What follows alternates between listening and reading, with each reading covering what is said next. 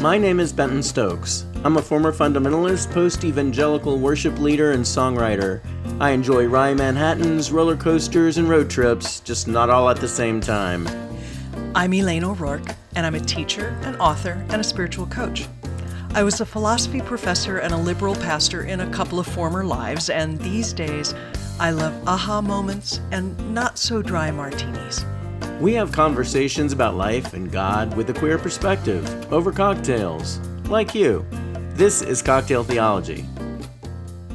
So back in our first or second season, when I was doing much of the mixology and the unfortunate naming of cocktails, Yeah. you may remember that I created something called Jairus' Daughter. Oh, I do remember Jairus' Daughter. So Jairus' Daughter was more of a play on words than anything else, because she gets up from the dead and whatever. And what I had done was riff on the very cocktail we are having tonight. Oh, yeah, I remember Indeed. this. So tell us about the cocktail we're having tonight. So what we're having tonight is a Corpse Reviver number 2. Yes. Corpse Reviver is gin, Coqui Americano, which is like a vermouth. Yeah. It also has some lemon juice and some triple sec. That's right. And an herb St. Rents. Right, exactly. So before you taste it, what do you think the flavor profile is going to be? Because it's kind of an interesting thing. I mean, I would assume citrus plus fennel. I'm not sure. Okay, give it a shot. Okay.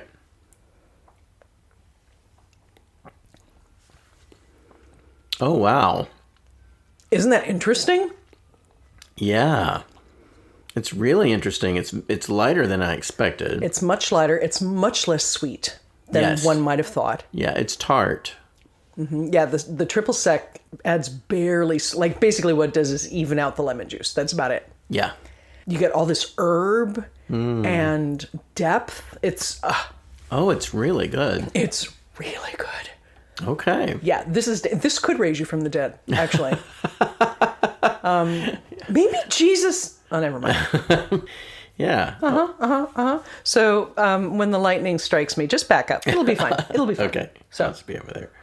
So tonight I wanted to talk about something I've been thinking about. This time it isn't wonder, but we're going to go back to wonder later this season. Okay.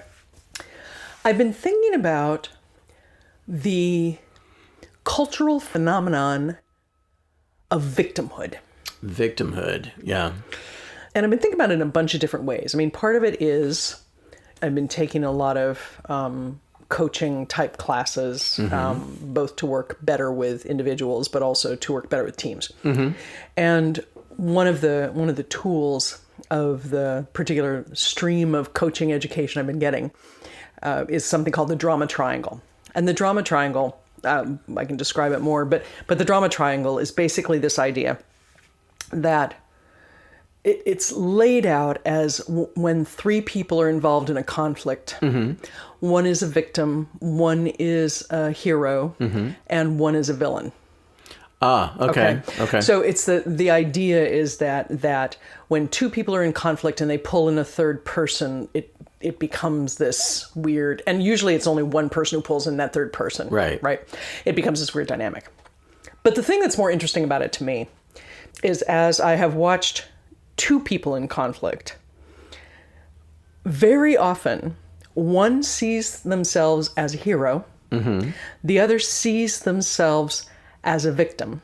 But as they engage in this dynamic, the victim often starts to feel oppressed and becomes sort of a villain in the relationship. The hero starts to feel unheard and unappreciated and becomes a victim. Oh, I see. Okay. See what happens? And then I've been noticing it just within myself when my own internal narrative, the way it will start swinging around. So there's that piece. Okay. The other piece is it is so clear to me and to everybody, it's not like I'm brilliant about this, it's so clear to me that our political situation has very much a sense of victims needing to conquer. Yes, definitely yes. Right? Like that is Trump's narrative. It is. Is that we've all been, whoever they are, you've all been victimized. I am here as your hero, but I too am a victim. Yes. right? Which is just fascinating on the face of it and in the depths of it. So I've been watching all of this and just going, huh. Yeah. And then the third piece that is occurring to me is there's a historical thread of theology that casts Jesus as a holy victim, Holy victim. Okay. Now, there's lots of theological challenges in that one, and we can talk about those in a minute. But all of those have been in my brain. And so I wanted to get them all out to you, with you, and our listeners can listen or not. I like that. Okay. Which is pretty much how our conversations used to go. Then I need to talk about something. Okay. So any thoughts about any of that before I just kind of launch into a lecture, which nobody needs? Victimhood is something that I really became aware of as an observer, I guess, at the church where you and I both served. I noticed as I was becoming really a part of the queer community there, that people had stories, and of course, plenty of queer people have stories, and some of them are heartbreaking stories. But what occurred to me is over time, as I continued to know these people and their stories, they continued to kind of live in a victimized state of mind. You know, at church, the sermon would often be about overcoming, or about persevering. And it's like they would come to church to hear that so that they could survive another couple of days without feeling utterly defeated. Right. And I'm not saying that some of the things that they were dealing with weren't justifiable, weren't difficult, challenging, all those things. Yes. And I think that in order to get past feeling like a victim, you have to choose a different narrative for yourself. Yeah. Which means sometimes making difficult choices, changing your path, changing your state of mind, all of that. Yeah. So when I'm hearing you talk about the drama triangle, I'm sure that some of those people would have experienced in their relationships with their partners or their kids or their estranged family exactly what you're talking about. They might have had, family members that were trying to be allies who then, felt like they were the hero, but then felt like the victim when they weren't properly appreciated. Yes. So, that's what it makes me think of. Yeah.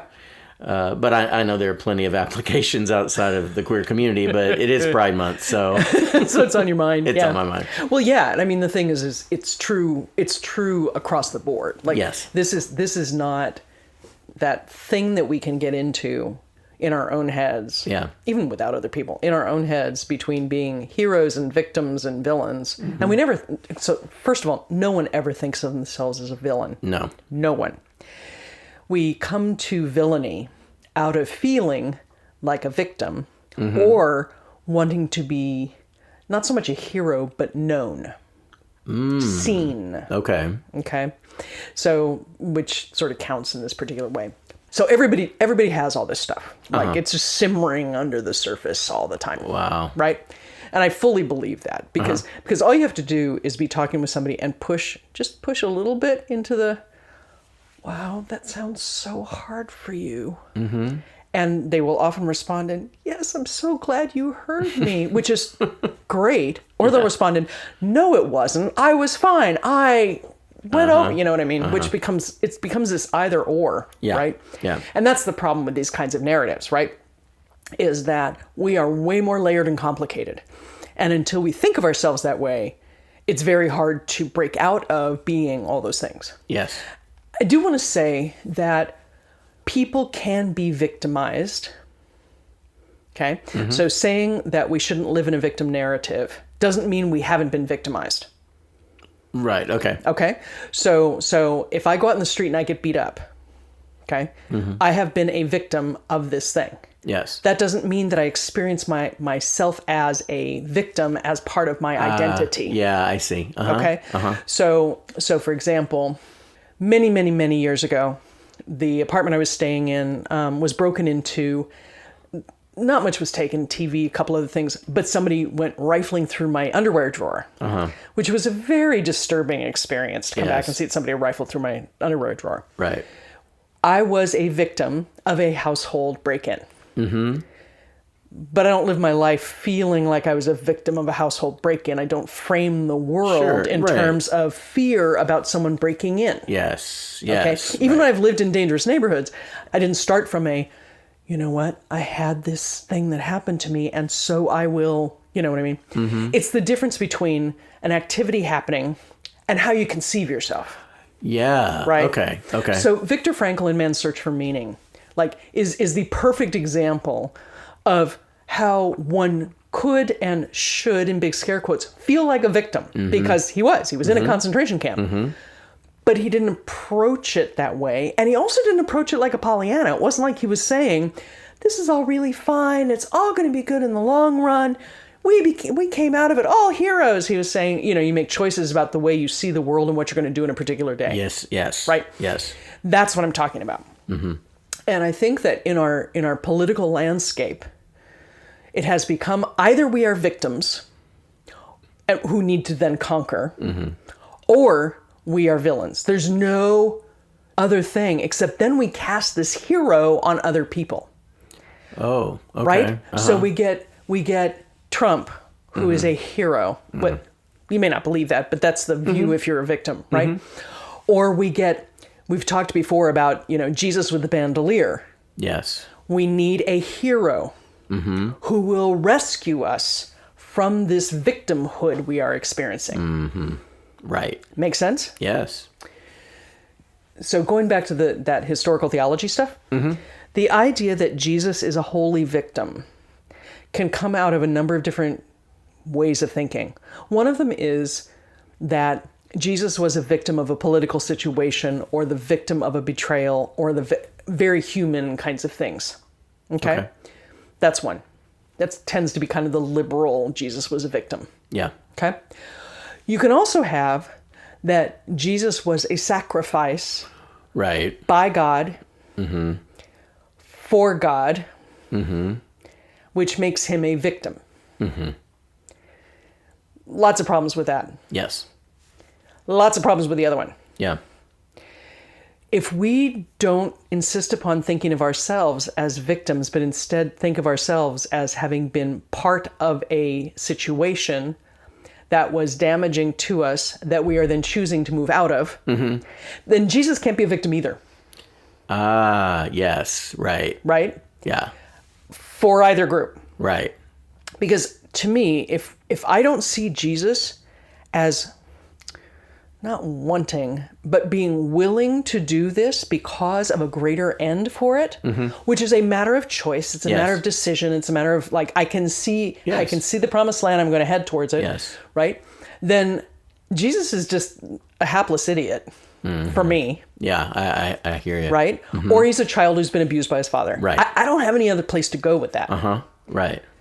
So I'm all of that is swirling for me and just going, we've got to get out of this idea, whether we are queer people or people of color or women or, men who aren't able to get the dates they want or, whatever the thing is, we've got to get out of this idea that we have an essential victimhood. Yes. Does that make sense? It does. It does. Because I think when you have that victim mentality, you feel like you are owed. Like, whoever your perceived victimizer is owes you. Or justice needs to be dealt to that person or organization or whatever by someone. I think that's a lot of Trump followers, we'll call them. Trump followers see Trump as the guy who's going to stick it to the people that they disagree with, whether it's ideologically or whether they've actually had some kind of a run-in with someone who they consider, liberal and woke and whatever. They see him as the rescuer, right? Or the righteous judge that's going to set it all right. That's right. That's right. And see, that's the thing, is I think that the people who follow him so closely don't see him as a hero. They see him as a vindictive vindicator. Right. Which makes him a villain that they like. If he were a vindictive vindicator on the part of somebody, on behalf of somebody else, he would be a villain. Yes. And so people will say things like, I don't care what he does. I'm still going to support him. Yeah. You know what I mean? Yeah. So we get into this weird thing. I think we also do it when we see ourselves as heroes. Hear me out on this one. Okay. If I see that I'm in a relationship with someone who needs rescuing, and I can do that, I can rescue them. Well, first of all, it assumes that the person has no agency and is not able to take care of themselves. Right. Yeah. Okay? Which is fine if they're 5. Right. Not so good if they're 40. No. Okay? But so many of us want to put on our capes. We do. And either rescue somebody or assume that we need to be there for them. Because if we're not, what will happen? What will happen to them? Right. Right? That assumption that other people have no agency, have no ability, and are in fact inherently victims turns them into something that must rebel against it. Oh, okay. So if I'm in a relationship with someone and I see them as needing I would never use the word saving, but that I'm gonna just really, no matter what they do, I'm gonna walk with them through it. What does that say about them? Yeah. Right? What does that say about them? And then, of course, if they don't recognize it and they treat me like crap, which of course they're going to, because they're feeling like back up, right? Yeah. Yeah. Then I feel hurt and I feel like a victim myself. Yeah. And then I will start undermining that relationship in very subtle ways, right? Or subtle to me, subtle ways, because I feel like I've got to get around them in some way, right? Yeah. So there's that. I think liberals, our ilk, have been wearing capes way too long. Agreed. Way too long. Agreed. So we become these often white heroes for all of the poor, oppressed, black people, gay people, brown people, immigrants, etc., who we're going to save. Thank God. Yeah. Yeah. Right? Yeah. Rather than finding ways to acknowledge them and let them speak and give them room to actually talk, and then supporting them from behind. Right. Right? Or on the side, or actually saying, how can I support you, instead of saying, I'm going to go do this. Yes. Right? Yes. So I think that all of that contributes to craziness in the church, craziness in our country, and really screwed up relationships. Yes. Mic drop. Mic drop. All right. Have you ever experienced any of that? Have you ever felt like you needed to be a hero, or you were a victim, or any of those things? Yes. Okay. I have. In a prior relationship, I felt like I had to be the hero. And in the end, I resented him for that. It's not that he did anything to make me do what I did, or think what I thought, or choose what I chose. I did those things. Right. I made those choices. Right. But especially when the breakup was fresh, I blamed him for every bit of that. When really, I made choices in this. I did. So I think I've been that guy. As for the victim part, I think there was a time when I was young when my mother sort of coddled me because she thought something bad would happen to me because I was different. When I was a kid, first of all, I was the only child and only grandchild on my mother's side for 5 years. And so as I was growing up, I was very smart. I was reading cereal boxes in the grocery store at 3 years old. And so my family, which, very rural, poor, didn't have access to education. My mother, in their house, they had an outhouse until she was in high school. Right. And so for me to be this little wonderkind growing up in the city, very different upbringing, very different ideas and views on the world, even as a young kid. And probably, they probably picked up on the fact that I was gay even back then. Sure. Even though nobody talked about that. I think that Mom probably overdid it, trying to protect me. So there were self-defense skills, like ways to protect myself and protect my heart that I didn't really get when I was younger because I didn't really have to do that. Right. Mom did that for me. Right. And so it wasn't really until I was older, and I was never bullied. I was never picked on. None of that happened to me. But I remember feeling ill-prepared and feeling awkward and being in situations where I wasn't sure how to respond because I don't think I was ever given the opportunity to defend myself or just to even really express myself. Right. So that's the closest thing I can think of. I think as an adult, even in the process of coming out, I never felt like a victim. Some people, when they're in the process of coming out, particularly if they grew up in the church, they're thinking, why is God doing this to me? Or why does God hate me? Or whatever. I never thought any of that. I think there was a time when maybe I felt like I was the villain a little bit.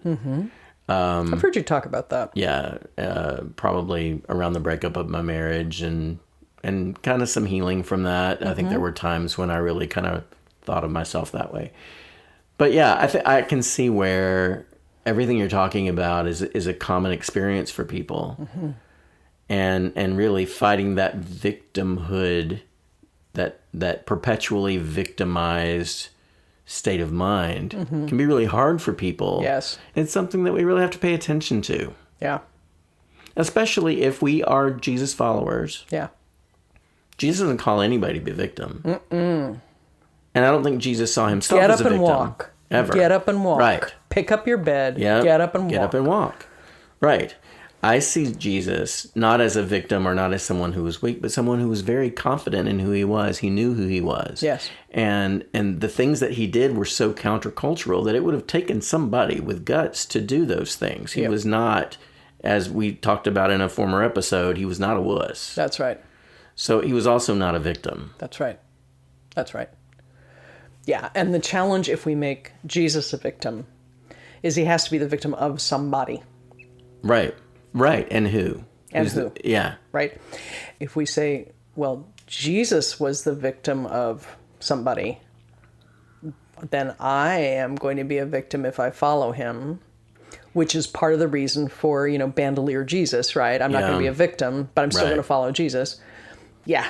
That whole narrative of victim, villain, hero is just ugly. Yep. And it's theologically ugly. Yeah. And it's personally, spiritually, psychologically ugly. It's bad. Yeah. And it's prevalent.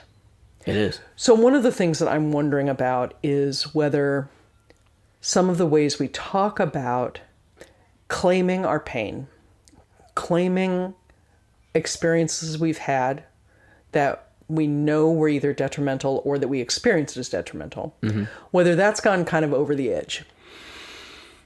And one of my mantras is suffering is the same on the inside. Yeah. No matter who you are, Yep. if you're suffering, in fact, everyone else's experience of suffering is there's no ranking of suffering from the inside. Right. It's not useful to minimize your suffering Not because even a little somebody bit. else is Not suffering. even a little bit. Yeah, in a different way. Right. And in fact, when we're feeling suffering and we're feeling pain, it is better that we stay in our bodies, identify it, feel it, so we can let it go, right? Yeah. The more we push it away, the more we try it's not good. Yeah. But there's a difference between saying, I am suffering, and saying, I am a permanent sufferer, or I am fighting a losing battle against put in disease here. Yes, right. Or the man, I don't care who the man is. It could be your female boss. It doesn't matter. The man will always be against me. There's nothing I can do. I don't understand the system. Whatever the thing is, it isn't that you're not experiencing that stuff. It's that getting caught in that way of thinking will destroy you. Yeah. Yeah, well. And it will destroy all your relationships. including with God, I think. I think if you keep going to God, I'm a victim, I'm a victim, I'm a victim, I'm a victim, and God says, I have healed you, get up and walk, and you come back with, I'm a victim, I'm a victim, I'm a victim. Right. Right? So there's something in this that I want myself, particularly, and the people I work with in spiritual direction or in coaching or in, my paying job, to kind of wrestle with what's the difference between experiencing real difficulty, tragedy, torture, and seeing yourself as a victim or seeing yourself as the person who can take care of this, which usually actually comes out of guilt. The person who can take care of this. Yeah. I don't know. I'd like us to just as human beings explore that. And I don't have a good answer. Yeah. I just know that it's a thing. Yeah, it's a thing. Listeners, how have you experienced this? Have you been in a situation where you felt like the victim or maybe the hero? Maybe those are mindsets that you continue to wrestle with, push against, acquiesce to. We would love to hear from you. We always want to hear from you. Yes. Cocktailtheology.com is where we are. Ideas for cocktails, for topics, questions you have, all are welcome. Arguments against us. And yes, and corrections. We accept We love those corrections. too, because, we're smart, but we're not perfect. Okay, speak for yourself, victim. All right, listeners, we appreciate you. Until next time. Bye. Bye. Funny how the view can change, how life just seems to rearrange itself. No matter what it was, I don't know how it goes, but look, moving on feels pretty good. Moving on feels pretty good. If you enjoyed this episode, please give us a like and hit subscribe wherever you're listening right now. We welcome your comments, questions, and ideas for conversations and for cocktails. Please get in touch with us at our website, cocktailtheology.com. Cocktail Theology is a production of SFS. Our theme song is Moving On Feels Pretty Good, recorded by yours truly, Benton Stokes. You can find my music wherever you stream your favorite artists. Join us next Thursday for another new episode.